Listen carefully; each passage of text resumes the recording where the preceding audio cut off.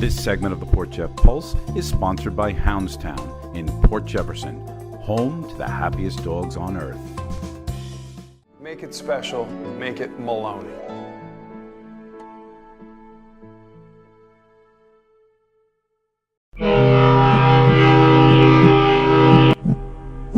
Karen, it's my goal on this show to have very good-looking men on it. And I'm happy that you do that. No, because Thank you. I admit when we have good-looking men, that's a good thing. It is and a good John thing. Malizia was a very good-looking man. He's a gorgeous man, but he's also a John. great roofer. He is. Yes, he is. Now, And he breeds beautiful children, let me tell you. I'm sure. His kids are gorgeous. His wife is beautiful. They're a great family. Right, it just makes the show Yes. perkier. Yes, it does. Now we have Michael Despoli, That's right.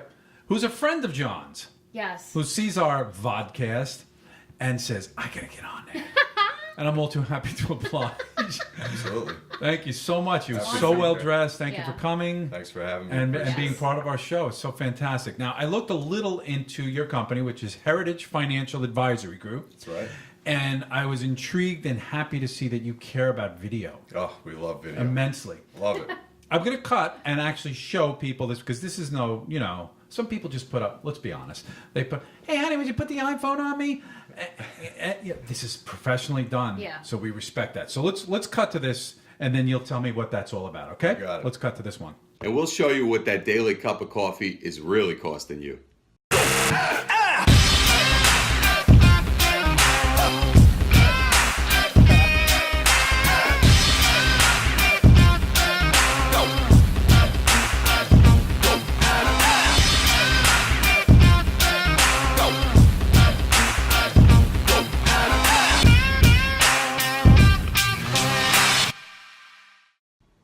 Hey everybody, I'm Mike Despoli, and this is episode 20 of the Ask the Advisor Show.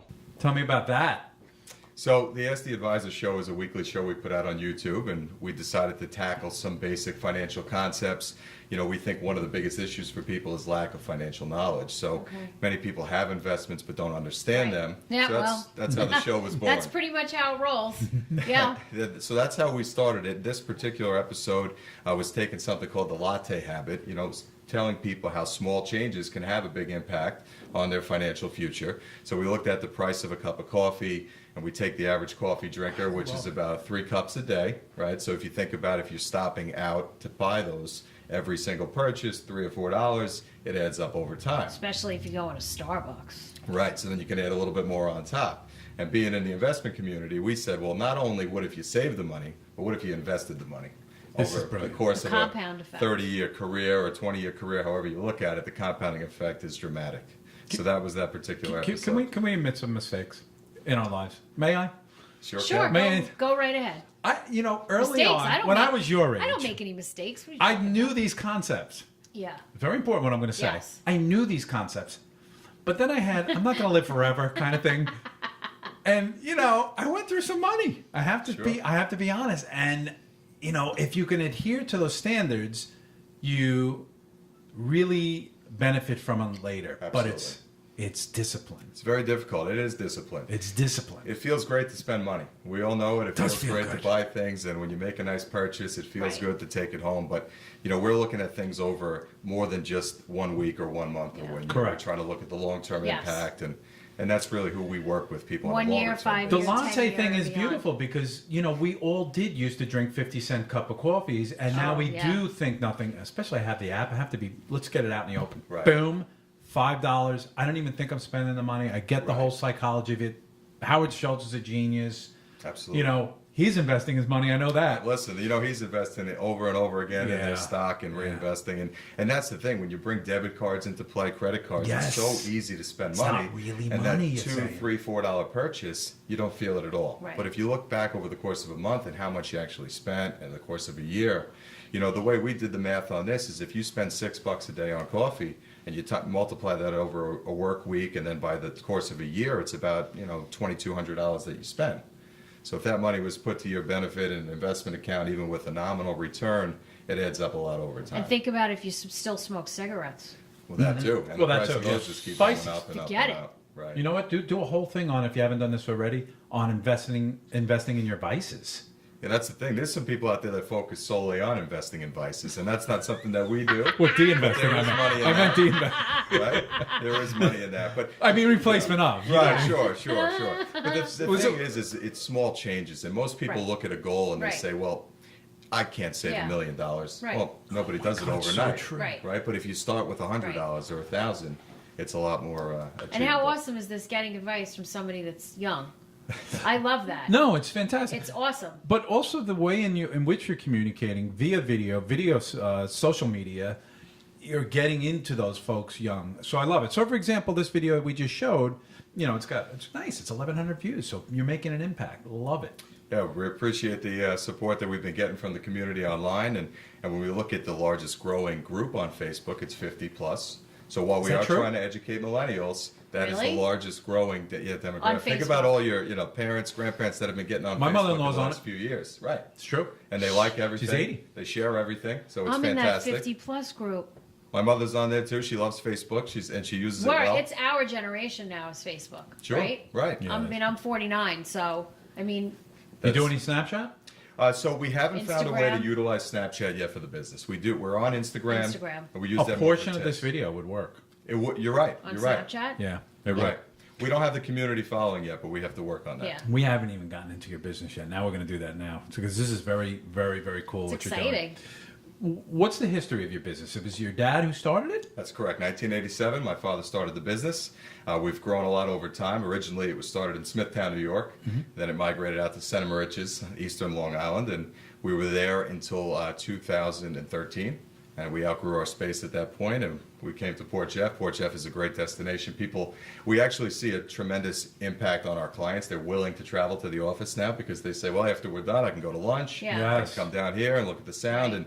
And Santa Mauritius, we love it. I grew up there, but anything east of William Floyd Parkway is Be very careful. Our sound man is from considered Santa very Mauritius. far away. Hey, so we understand what it's like. But you it's know? funny. Far. Before we set up for the It's show far. today, he goes, Kev, I like Santa Mauritius, but people are set in their ways, and Right. nothing against Santa Mauritius. I love it too, but Absolutely. Yes. it's not as fluent as where we are here. Right. Sure. Right. Is that a And good even word? aside from Right. the people, it's just the clients don't want to travel. Yeah. 45 minutes to Yeah, an it's hour far. to Right.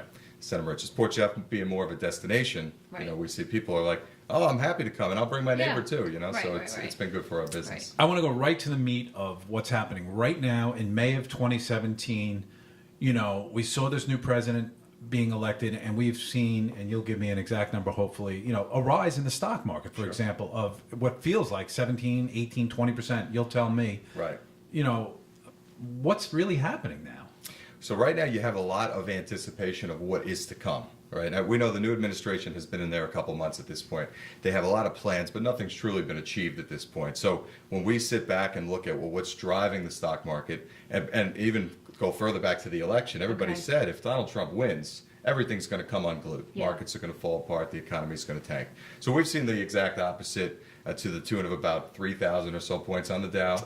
Right, keeping track of that. So people are excited about the prospect of cutting taxes. And when I say people, I mean investors, that is. I can't speak for all people, but what we think people are excited about is potentially cutting taxes, reducing regulation, a lot of pro-business policies. Yep.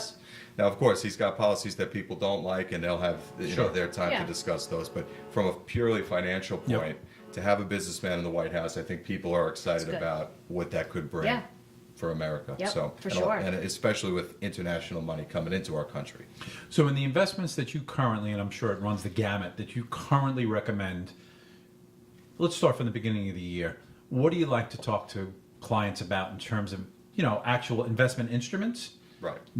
From the beginning of the year and maybe going forward. So we're Generally. generally, obviously, every client has a little bit of a different Generally. appetite for risk, but we like to look for investment opportunities that we think have staying power. Technology.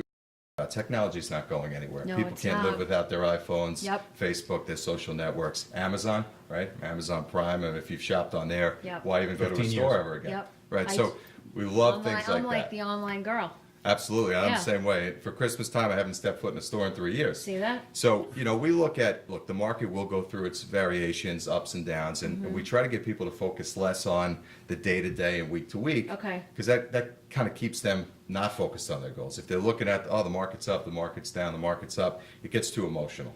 So we say, look, to take Apple, for example. Do you think Apple's going out of business next year? Do you still see it here 5 years, 10 years, 15 years? People say absolutely yes. So what do you care if Apple stock's down today, right? Are we selling it today because it's down? Of course not. So it's got a long-term outlook. So we love technology. We do love healthcare with an aging population. All right, the baby boomers are starting to retire now, about 15,000 people a day for the next 16 years. And they're going to need hip replacements, knee replacements, and all sorts of various healthcare. The numbers are tremendous. The numbers are tremendous. So So a sector like that would be healthcare. Right. Would it also be housing? So you can look at housing. There's been a Or- lot more focus recently actually in apartment-style housing, because if you look at some of these retirement communities, folks are able to move in with fantastic amenities, beautiful residences, low property taxes or potentially no property taxes. Yeah. So we've seen a lot of people, a lot of our clients who are retiring, not necessarily downsizing, Right. but almost down costing. Yeah. Right? They're finding something that's a little bit cheaper, but it's got everything that they ever Downcosting. dreamed. Yeah, so it's a little bit different. Not necessarily downsizing. Yeah. They're still getting everything term. that they want. Yep. But yeah, so we do see some flows in You want to housing. hear about my down costing? My kid, you got to hear what my You daughter just said. had a child graduate from college. That's what just happened. Yeah. Yeah, That's that was a a great down savings. cost, but That's a I went a down step cost. further. I told the kids, and I'm 100% serious. Don't laugh when I say this. Okay, you know I'm I'm, sorry, gonna now. I'm sorry. Now I'm Listen, gonna laugh. So I'm sorry. I said, kids, this year I'm not opening the pool. I really said that. And I think I really mean it. Because I have a tremendous pool that cost around $2,500 to maintain. I counted the fact that they were in the pool 3 times last summer. Listen, hear me. Please don't laugh. Because my daughter, as serious as hell, she goes, "That's rude." Is that what she said? Yeah, she's so funny. That's rude. I go, what? What did you just say? I go, I'm going to put a sign up on the pool, keep it covered, and go to the beach. And of course, them going to the beach costs $15 on Long Island, but it'll force them to be outside the beach. And then my wife turned to me. This is like almost a Ralph Cramden thing. She goes, "Idiot! You can't. You know, it's part of the deal. You know, the house and the You gotta pool." use it, right? So I don't know what to do. Maybe I'll keep it open and green. I don't know. I just know this is the year something's going to go big in it. So opening it is opening up a can of worms. And Michael's going to tell me, he's going to, I take that $2,500 and invest it. He's going to tell Right. me that. Yeah. That's right. And everybody's going to watch the show and understand what I'm doing here. Hey, that's right. But it's down costing. That's true. That's yeah, man. You could save $2,500 if you don't open the pool. And more importantly, invest $2,500. Screw your children. That's true. hell with them. No, seriously, They'll we be fine. enjoy That's they it. can go rude. to the beach. We They believe can in go to the enjoying beach. ourselves. We don't want to Well, cut that's part of everything it. out of Yeah. you. No, but I mean, no, really, I was trying to force us out, maybe to go to a beach or go on Right. a vacation or something. Right. Sure. I had a read. It's probably not going to work, but I'm trying. We'll check back in a few months, see if the pool's open, right? Exactly. It's going to be great. Sure. So again, not to get into specifics too. Now, technology we love the fact that we're recognizing there's an aging population. Sure. Is it only stock instruments do you do? Do you do bonds? You do mutual funds, Oh, absolutely. IRAs, SIRAs, Roth IRAs, All those? account types. We work with all account types and all investment vehicles. You know, our focus is on building the most low-cost portfolios that we can. So we do look at every individual investment type, from mutual funds, ETFs, stocks, and see what the best alternative is for that client. And also the clients, their makeup, you know, genetically and their emotional reactions to risk kind of drive our decisions. Not everybody's suited to be dealing with stocks, or they add a little bit of an element of risk to it. So, Sure. But absolutely, everything is on the table, and our focus is on making sure that people have a low-cost, efficient portfolio that works well for them. I want to ask you a personal question. I'm not going to hold you to this, but what confounded me was the fact that commodity prices actually went down during this whole thing. Silver, gold, Sure. oil. Right. Why? So generally what we see with commodity prices is that they move the opposite direction of the markets during risk-on, risk-off scenarios. So when people are scared of something, whatever's going on in Europe, geopolitical risk, Trump's going to bring us into a world war, we'll see commodity prices rise and the stock market go south. So what we've seen here is essentially what we call a risk-off scenario, where the stock market's been flying high, so people don't look to have gold as that hedge in their portfolio, or to buy silver for that same type of investment purpose. You know, most investors will have a small piece of that in there and keep it over time as a hedge against, ups and downs of currencies in the markets. Right. But yeah, generally, if you track all the way back 20, 30 years, gold will generally move opposite of the stock indexes. Okay. Because people see it How as a much hedge. is so gold's gone down? It hasn't gone up. What is it, 1,200? The last couple of years, it hasn't moved much. It had Okay. a big surge, I think, in late 2010, Yeah. early 2011. Went from like Right. $800 to $1,600, and then since then, it's been backtracking a little Okay. bit. So, Okay. Yeah, it's more of a protectionary focus in the portfolio. We wouldn't encourage people to put all their money into gold. That's No. for sure. Do you see those trends, staying for 2017, or are you realistic in the fact that if Trump does get us into World War III, which could happen on any given week, that could change, right? Because we saw oil spike, it spikes, and then it spikes back down. Sure. I mean, look, we're living in a very complicated world right now. I mean, you look at the negotiations and discussions going on every single day, problems in North Korea, Russia, Europe. And we're focusing on those things, but at the same time, we don't try to anticipate them. So, Les, if we have some more action in North Korea where they're starting to move towards a wartime setting, we think gold would be something that would be welcomed into the portfolio. But as far as for the rest of the year, yeah, there's absolutely that risk of what we call, both political gridlock here at home and then these geopolitical tensions that are kind of all over the world right now. The market has been pretty low volatility since the election. It's kind of just been going up. We kind of say it's been taking the stairs up, very slow and steady. We know that won't last forever, right? We know we have these little pullbacks that happen through the course of time, really almost every year. So, we're expecting it. We believe in coaching our clients through it.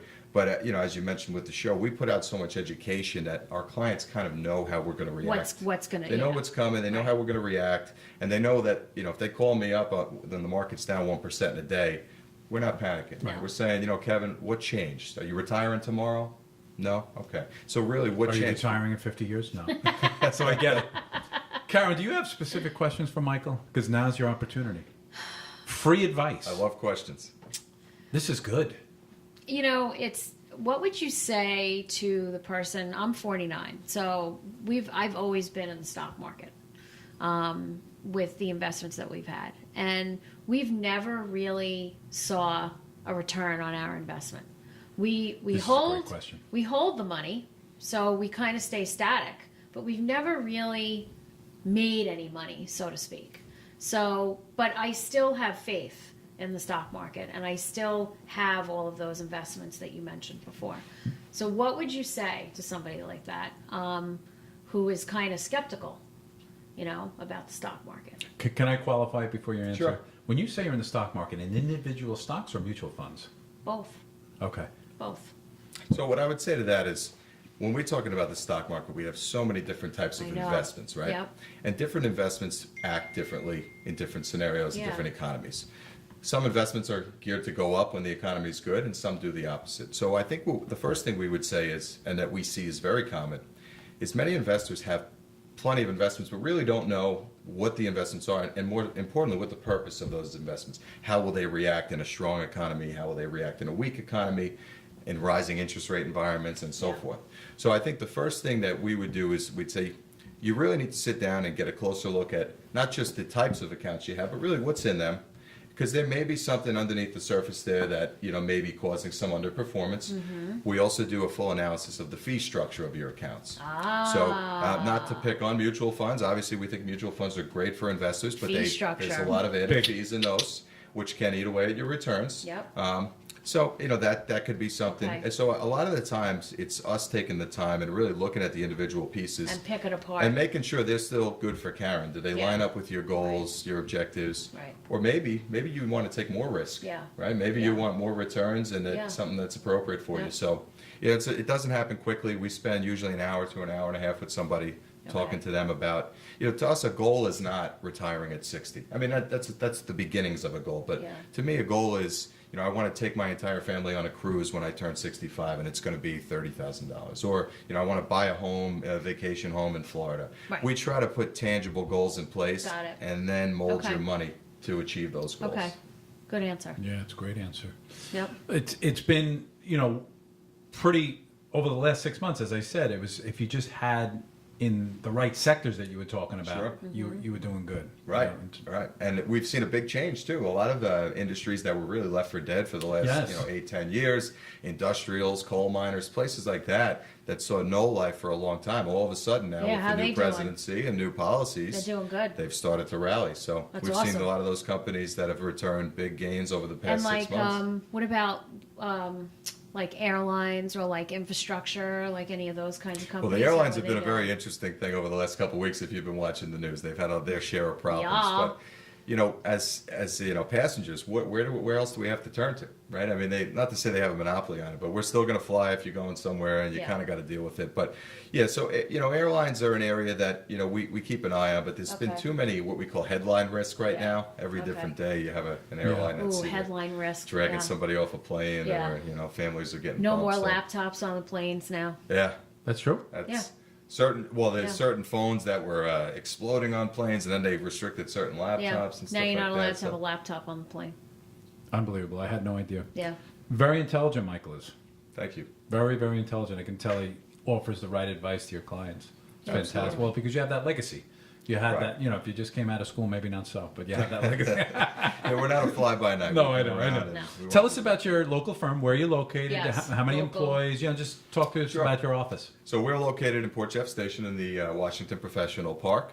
We have a team of 6 people. We were founded in 1987 by my father, Lou Despoli. My mother works in the office as well. We call her, she's really the true boss in the office. She's our office manager, director of operations. So it's nice to see my parents every day. It is an interesting dynamic to the business. And obviously we have some non-family staff as well.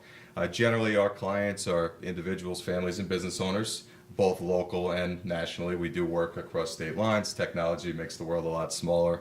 And really, we just try to help people use their money as a tool to achieve their goals and provide education along with that we think will help them make good decisions. Great. Well said.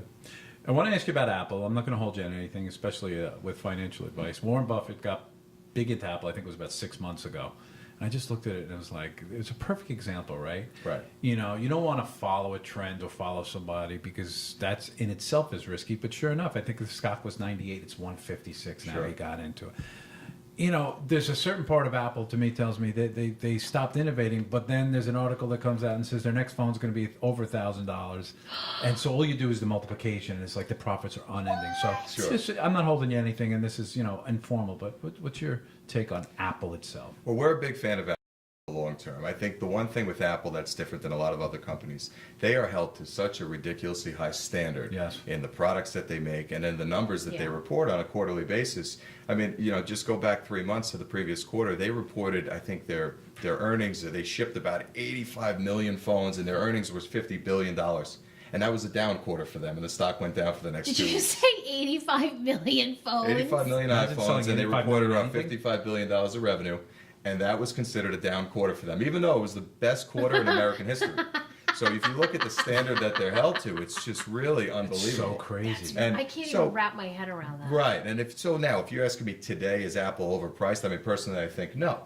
But if somebody's buying Apple and trying to make money over the short term, it could be a dicey play. But in 5 or 10 years from now, do you think Apple's going to be more valuable than they are today? We think absolutely. Yeah. We think absolutely Yeah. so. And there's a lot of speculation that they have a lot of money on hand that they may buy somebody else, another company, and add to their whole lineup. Did the stock go up once Warren Buffett got Yes, involved? Of very course much it so. did. Yeah. He bought Pampered Chef too a few years ago. That home-based party cooking company. Yeah. Sure. He bought that from Doris Christopher. He makes some good moves. Yeah, when you see He these is the big third name richest guy in investors, America. yeah, when they move into a name, people pay attention and you usually see money follow. So he's got a great track record. Very cool. Great information. Great meeting you. Thank you. Pleasure. We will get this out as usual and say hello to John. Yeah. I will. Thank you very much. Thanks for watching having and me. thanks for This was great. supporting us. Thank you so much. Oh, thank you very much.